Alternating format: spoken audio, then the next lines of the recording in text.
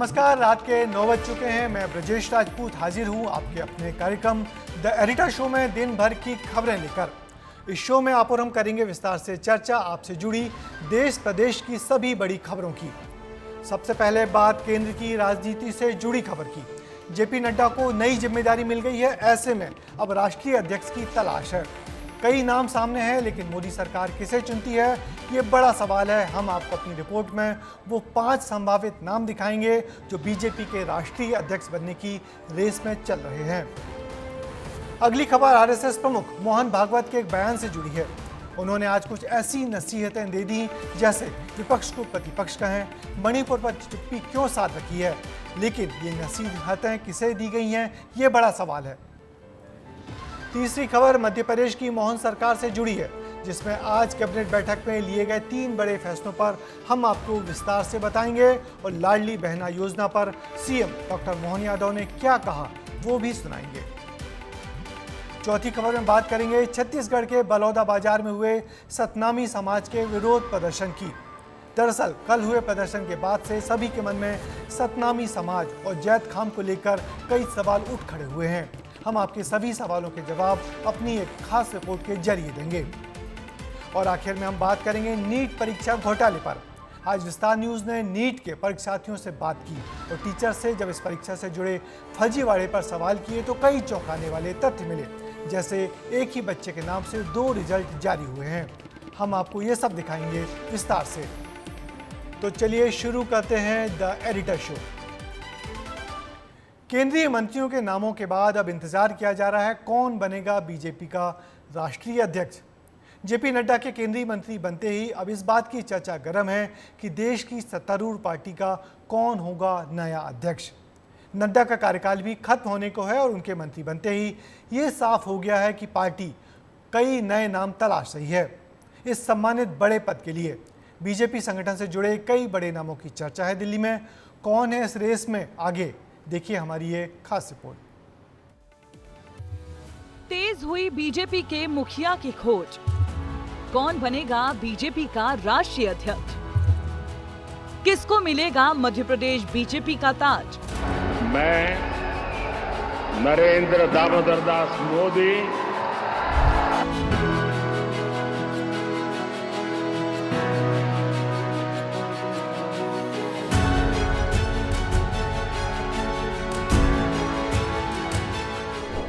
मोदी सरकार 3.0 के लिए शपथ ग्रहण हो चुका है। नए मंत्रियों को विभाग भी बांटे जा चुके हैं। अब सत्तारूढ़ बीजेपी के सामने 2 बड़ी चुनौतियां हैं। लोकसभा के लिए नए अध्यक्ष का चुनाव करना और दूसरा पार्टी के मुखिया का नाम तय करना। बीजेपी के राष्ट्रीय अध्यक्ष जेपी नड्डा को फिर से मंत्रिमंडल में जगह दी गई है, लेकिन इस बार उनके पास स्वास्थ्य और कल्याण के साथ साथ रसायन और उर्वरक मंत्रालय का प्रभार है। बतौर अध्यक्ष इस महीने के आखिर में उनका कार्यकाल खत्म हो रहा है। नए अध्यक्ष की नियुक्ति तक वो हाल ही में आवंटित हुए मंत्रालय के साथ पार्टी का काम भी देखेंगे।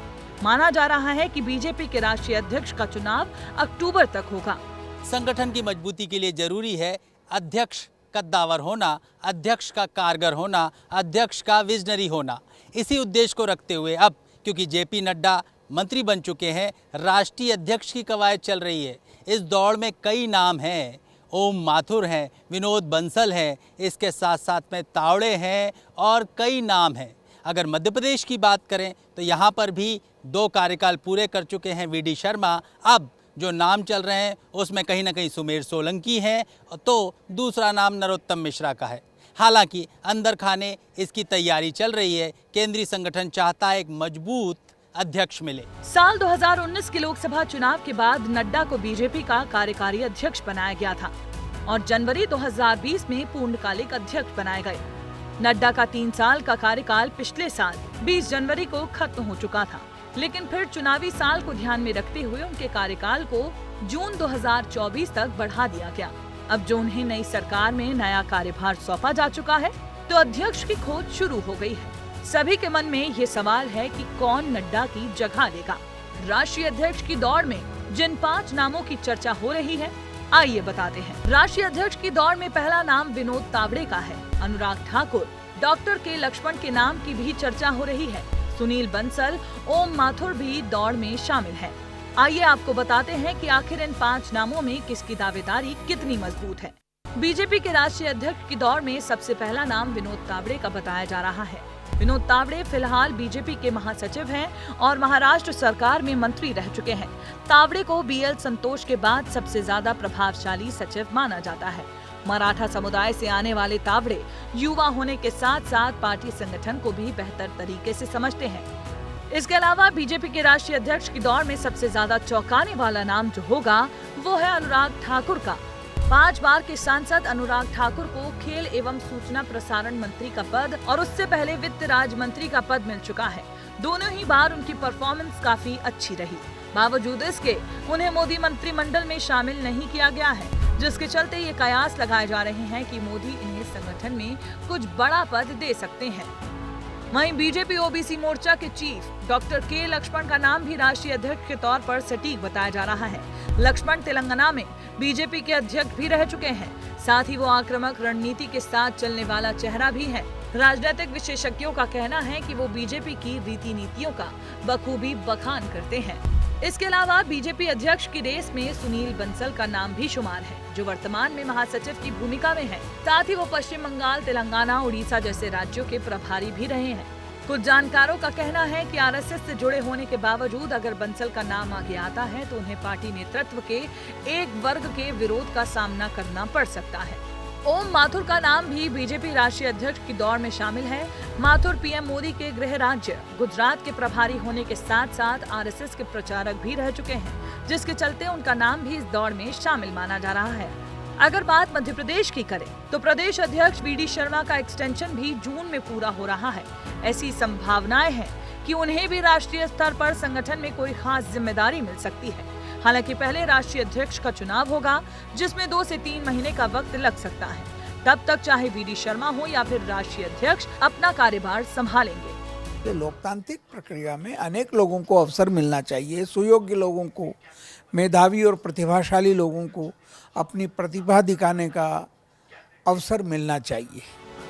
बीजेपी की कमान किसके हाथों में सौंपी जाएगी, फिलहाल ये सस्पेंस बरकरार है। एक तरफ 5 नामों की चर्चा है तो दूसरी ओर आधी आबादी को प्रतिनिधित्व देने के लिए महिला अध्यक्ष के आइडिया पर भी विचार किया जा सकता है। बहरहाल किसके हाथ में होगी बीजेपी की कमान, ये तो आने वाला वक्त ही बताएगा।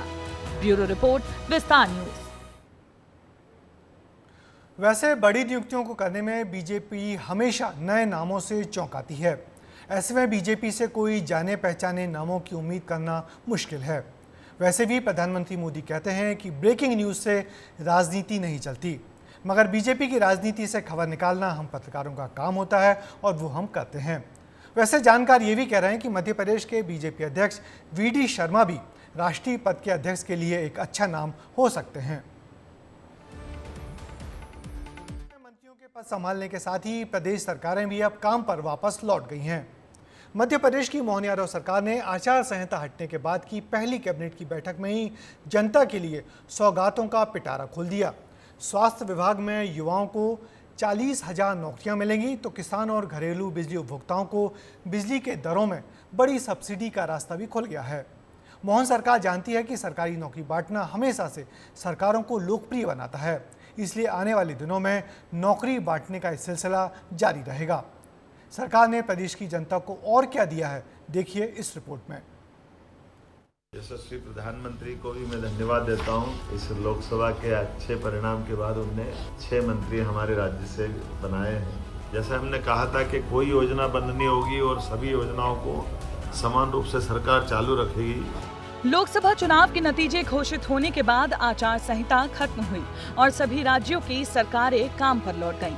इसी कड़ी में मध्य प्रदेश मोहन सरकार की कैबिनेट बैठक हुई, जिसमें सरकार ने जनता से जुड़े कई बड़े फैसले लिए। कैबिनेट बैठक के फैसलों की जानकारी देते हुए नगरीय प्रशासन मंत्री कैलाश विजयवर्गीय ने बताया कि प्रदेश सरकार ने किसानों और आम उपभोक्ताओं के हित में कई बड़े फैसले लिए हैं।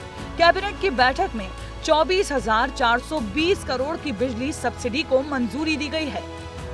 प्रदेश की जनता जो बिजली के उपभोक्ता है उनको भी सब्सिडी देती है, तो कुल मिलाकर लगभग 24,420 करोड़ की सब्सिडी राज्य सरकार अलग अलग वर्ग के लोगों को दे रही है। जैसे यदि मैं बात करूं, घरेलू उपभोक्ताओं को लगभग 6,000 करोड़ की सब्सिडी है। जो सामान्य वर्ग के किसान हैं उनको 13,000 करोड़ की, और SC/ST को 5,000 करोड़। इसके अलावा स्वास्थ्य सेवाओं की गुणवत्ता में सुधार लाने के लिए सरकार ने एक और बड़ा फैसला लिया है, जिसमें कहा गया है कि स्वास्थ्य विभाग में जो प्रमोशन से पद भरे जाने हैं, उनके लिए अगर योग्यताधारी नहीं मिल रहे हैं तो उन पदों पर सीधी भर्ती निकाली जाएगी। 12 से 14 पद ऐसे हैं जो सीधी भर्ती से भरे जाएंगे। रिक्त पदों में से 50% अर्थात 660 पदों की पूर्ति चयन के सीधे भर्ती से होगी। 46,491 नवीन पदों के सृजन की स्वीकृति दी है। इसमें तृतीय श्रेणी, चतुर्थ श्रेणी के कर्मचारी और पैरामेडिकल स्टाफ है। इसके साथ ही सरकार ने गौवंश को लेकर भी बड़ा फैसला लिया है। इस साल को गौवंश रक्षा वर्षित घोषित किया गया है। सड़क पर घूमने वाले गौवंश को गौशाला तक पहुंचाना, उनका इलाज करवाना जैसी प्राथमिकताएं शामिल हैं। इसके साथ ही प्रदेश की गौशालाओं को उन्नत भी किया जाएगा।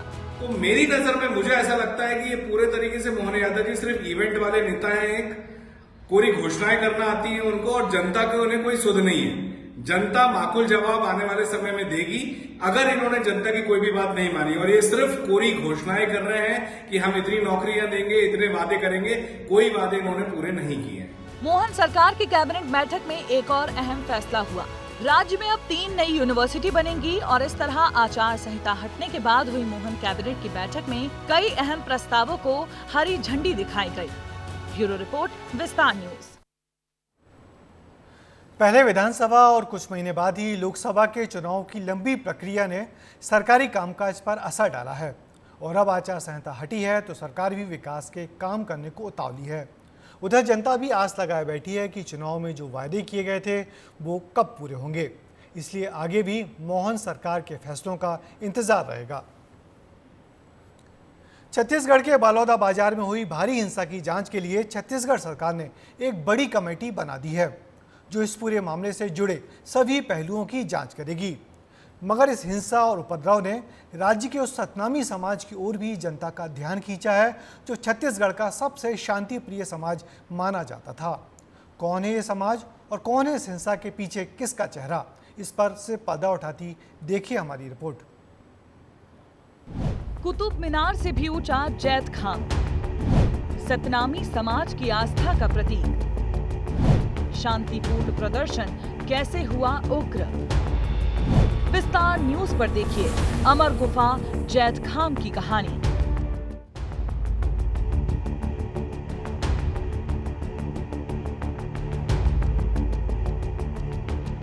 कुतुब मीनार से बड़ा जैत खाम गिरौदपुरी में स्थित है। उसकी तस्वीर मैं आपको दिखाता हूँ। ये देखिए, जैत खाम जो है 145 मीटर से भी ऊपर है, जो सतनामी समाज का आस्था का प्रतीक है। ये जैत खाम सतनामी समाज की आस्था का प्रतीक है। जैत खाम छत्तीसगढ़ का एक शब्द है। जैत यानी जय और खाम यानी खंभा। इसके ऊपर सफेद रंग का झंडा फहराया जाता है, जिसे सतनामियों के लिए विजय प्रतीक माना जाता है। सबसे बड़ा जैत खाम छत्तीसगढ़ के गिरौदपुरी में ही है। इसकी ऊंचाई है 77 मीटर, जबकि कुतुब मीनार की ऊंचाई 72.5 मीटर है। वहीं सतनामियों का अर्थ समझे तो सत्य का स्तंभ कहा जाता है। सतनामी समाज और जैत खाम दोनों ही छत्तीसगढ़ राज्य के लिए बहुत आम है, क्योंकि यहाँ पर लगभग सभी गांव में सतनामी लोग रहते हैं। जैसे प्रकार के एक नारी और एक पुरुष होता है, वैसी प्रकार के बाबा गुरु घासीदास ने 2 जैत स्तंभ गढ़ियाकर एक धरोहर के रूप में हमारे सतनामी समाज को विजय स्तंभ के रूप में स्थापित करके गए हैं छत्तीसगढ़ में, और उसी को हम लोग अपने धर्म के प्रतीक में मानते हैं और आज तक मानते हुए हमारे उसी का धरोहर रूप को हम आज तक मान के उसको गुरु घासीदास जी का प्रतीक चिन्ह को हम लोग सदा के लिए जय स्तंभ के रूप में उसको मान रहे हैं। जब मई में इसी धार्मिक स्थल में तोड़फोड़ की खबर लगी तो सतनामी समाज भड़क उठा। बीते 1 महीने पहले से सतनामी समाज नाराज था। पुलिस ने 3 आरोपियों को गिरफ्तार तो किया, लेकिन सतनामी समाज के लोग आरोपी की पहचान सही नहीं होने के कारण मामले की सीबीआई जांच की मांग कर रहे थे और इसी को लेकर 10 जून को प्रदर्शनकारियों ने विरोध किया, लेकिन देखते ही देखते उसने हिंसक रूप ले लिया।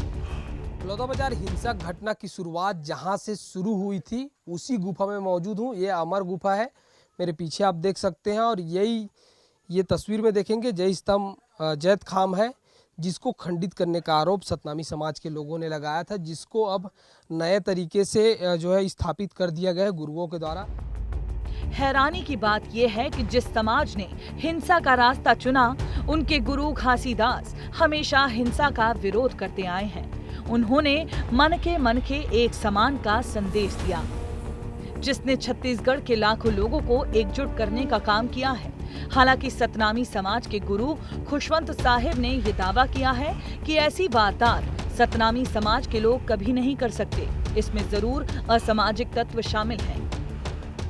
हम लोग का सतनामी समाज का एक ऐसा आस्था का स्थल है ये, जिसको अगर कहीं क्षति पहुंचा है तो ऐसा माहौल बना कि आप देख ही रहे हैं आने वाले पिछले 1 दिन में क्या हो गया है, लेकिन ऐसा नहीं करना चाहिए। सतनामी समाज छत्तीसगढ़ की राजनीति में एक बड़ा और ताकतवर फैक्टर है। सतनामी समाज छत्तीसगढ़ की 90 में से 15-17 विधानसभा सीटों पर निर्णायक भूमिका निभाता है। राज्य की सभी 10 आरक्षित सीटों पर सतनामी समाज का प्रभाव है। बलौदाबाजार की जो हिंसक घटना है, अगर पहले से कार्यवाही की होती तो इस तरीके की घटना नहीं घटती। समझा जा सकता है कि सतनाम समाज के लोग जैत खाम को क्यों आस्था का केंद्र मानते हैं। कैमरा पर्सन किशन साहू के साथ खोमन साहू, विस्तार न्यूज, गिरौदपुरी। सतनामी समाज के नेताओं का भी कहना है कि अमर गुफा के जैतखाम में हुई तोड़फोड़ को सरकार और प्रशासन गंभीरता से ले लेता तो ये बवाल नहीं होता। वैसे बलौदाबाजार हिंसा ने जिला प्रशासन को भी कटघरे में खड़ा कर दिया है। प्रदर्शनकारी इस बड़े पैमाने पर तोड़फोड़ की तैयारी में थे और प्रशासन को खबर ही नहीं थी।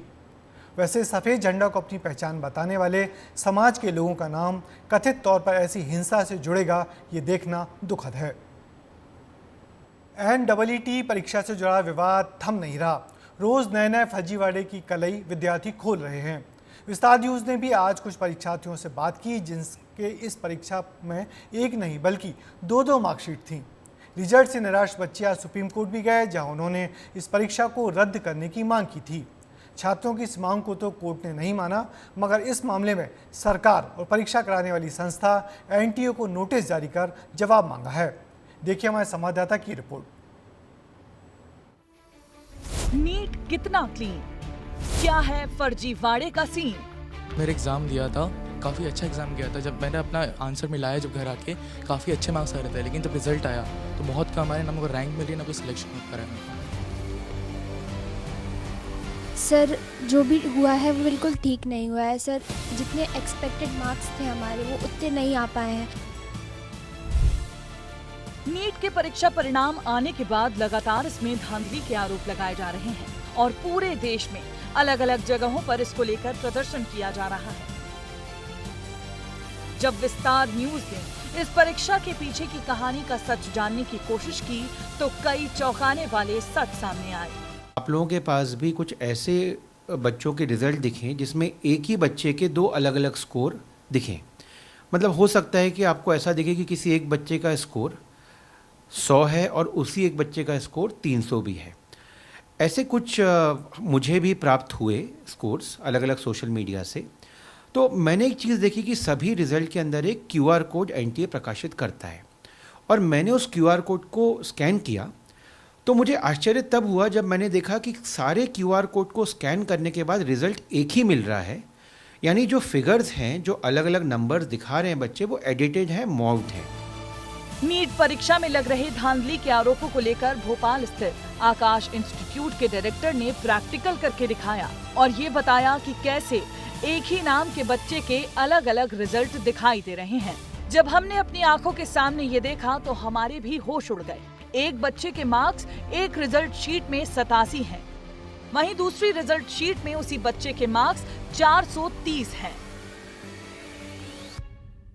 प्रैक्टिकल करके दिखाता हूँ और ये एक अवेयरनेस भी आप अपने सारे व्यूअर्स तक पहुँचाइए कि अगर कोई भी रिज़ल्ट की ऑथेंटिसिटी चेक करनी है तो एनटीए के हर रिज़ल्ट में बच्चे के साथ एक क्यूआर कोड लगाया जाता है। आप अपने स्मार्टफोन से उस क्यूआर कोड को स्कैन करके देख सकते हैं कि उसका एक्चुअल प्रकाशित रिज़ल्ट क्या है। जैसे एक वायरल मैसेज चल रहा है एक बच्चे का, अगर आप यहाँ फोकस कीजिए सर, इस बच्चे का स्कोर ये चल रहा है, अगर आप रीड कर पाएँ, मैं इसको जूम करता हूँ, कि इसका 87 स्कोर है। बच्चे का नाम कुछ अगर आपको देख पाए तो ये बच्चे का चेहरा और फोटो, ये इसका स्कोर चल रहा है। इसी बच्चे का एक वायरल स्कोर और चल रहा है, देखिए कितना दिख रहा है आपका स्कोर 430। तो हो सकता है इसमें कोई गलत पहलाना चाह रहा हो कि इसी एनटीए ने गलत मार्कशीट स्कोर की है, किसी एक ही बच्चे की 2 अलग अलग मार्कशीट हैं। तो हम एक काम करते हैं, जहां इसका स्कोर 430 दिख रहा है उसमें क्यूआर कोड है, हम इसको स्कैन करना चाहेंगे। तो सर मैं चाहूँगा कि आप स्कैन करें इसको। तो ये सर ने अपने स्मार्टफोन से इस क्यूआर कोड को स्कैन किया। यस हो गया सर। अपन इसको खोलने देते हैं, थोड़ा सा कई बार होल्ड कीजिए इसको, क्योंकि सर्वर से ये डायरेक्टली आएगा। देखिए दिखाइए कितना स्कोर आ रहा है इसका, 87। मतलब जहाँ पर अब यहाँ दोनों कंपेयर कर दीजिए। अब यहाँ अपना फ़ोन रख दीजिए सर, कि मैं भी थोड़ा ब्राइटनेस बढ़ा देता हूँ फ़ोन की। 1 मिनट सर, मैं थोड़ा ब्राइटनेस बढ़ा देता हूँ। यस फुल ब्राइट है, यस। तो इसी बच्चे का स्कोर जो कि एक शायद एडिटेड मार्कशीट में 430 दिख रहा है, जब हम 430 वाले क्यूआर कोड को भी स्कैन करें तो उसका रिजल्ट 87 दिख रहा है, जो शायद इस बच्चे का एक्चुअल रिजल्ट है।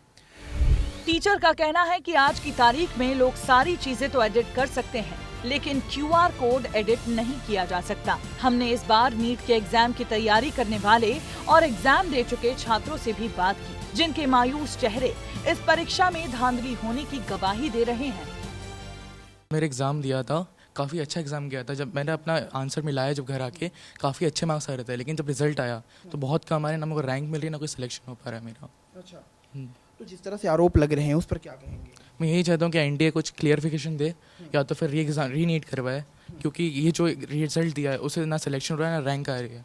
और बहुतों के साथ यही चीज़ हुई है, बहुत सौ की फैमिली ने अपना सोना गिरवी रख के पढ़ा रहे हैं, खेत बेच पढ़ा रहे हैं। तो मैं वही चाहता हूँ कि एनटीए कोई क्लियरिफिकेशन दे या तो फिर री नीट करवाए। जिस तरह से आरोप लग रहे हैं, क्या धांधली वगैरह ऐसा हो सकता है? सर एनटीए को इस पे कदम उठाना चाहिए कि रीचेकिंग करें और हो सके तो री नीट भी कर सकें वो, क्योंकि जो बच्चे हैं उन्होंने बहुत मेहनत की है, उन्होंने इतना टाइम दिया है, उसके बावजूद भी उनकी अच्छी रैंक और अच्छे मार्क्स नहीं आ रहे हैं। उनकी ओएमआर में गड़बड़ की गई है और ग्रेस मार्क्स दिए गए हैं, जिससे जिन्होंने मेहनत की उनको मार्क्स तो नहीं मिले, पर जिन्होंने मतलब बिना मतलब के भी उनको बहुत सारे मार्क्स मिल गए टाइम के बेसिस पे भी। ग्रेस मार्क्स का मुद्दा इस पूरी परीक्षा में बड़ा मुद्दा रहा है, जिसकी वजह से रैंक गिरी है। मेन इशू यही है कि कई बच्चे ऐसे हैं जिन बच्चों को ग्रेस मार्क्स दे दिए गए हैं, जबकि एनटीए ने नीट के एग्जाम से पहले ऐसी कोई सूचना नहीं दी थी। देखिए, जो ग्रेस मार्क्स का मुद्दा है यही एक सबसे बड़ा मुद्दा है। इस वजह से बच्चों की रैंकिंग गिर गई है। मेन इशू ये है, लगभग 1563 बच्चे ऐसे हैं जिन बच्चों के ग्रेस मार्क्स दिए गए हैं, जबकि एनटीए ने नीट के एग्जाम से पहले ऐसा कोई क्लैरिफिकेशन नहीं दिया था। फिलहाल चिंता का विषय है ही, क्योंकि बच्चे कड़ी मेहनत करते हैं और कड़ी मेहनत करके तैयारी करते हैं, और तैयारी करने के बाद जब एग्जाम देते हैं उसके बाद अगर एग्जाम्स में ऐसे धांधली के आरोप लगते हैं तो कहीं ना कहीं बच्चों के भविष्य के साथ खिलवाड़ है। फिलहाल देखना दिलचस्प ये होगा कि इस पूरे मामले में आगे क्या होता है। कैमरा पर्सन राकेश के साथ सूरज तिवारी, विस्तार न्यूज। नीट परीक्षा में हुई गड़बड़ियों ने लाखों छात्र छात्राओं को बुरी तरह निराश किया है। ये सब वो छात्र हैं जो कई साल तक अपने सुनहरे भविष्य के सपनों के लिए जी तोड़ मेहनत करते हैं और परीक्षा के बाद भी ऐसे फर्जीवाड़े से टूट जाते हैं। इसलिए सरकारें परीक्षाओं की पवित्रता को खंडित करने वालों से कड़ाई से निपटें, ऐसा इन लाखों परीक्षार्थियों के परिजन भी चाहते हैं। चलिए आज द एडिटर शो में बस इतना ही।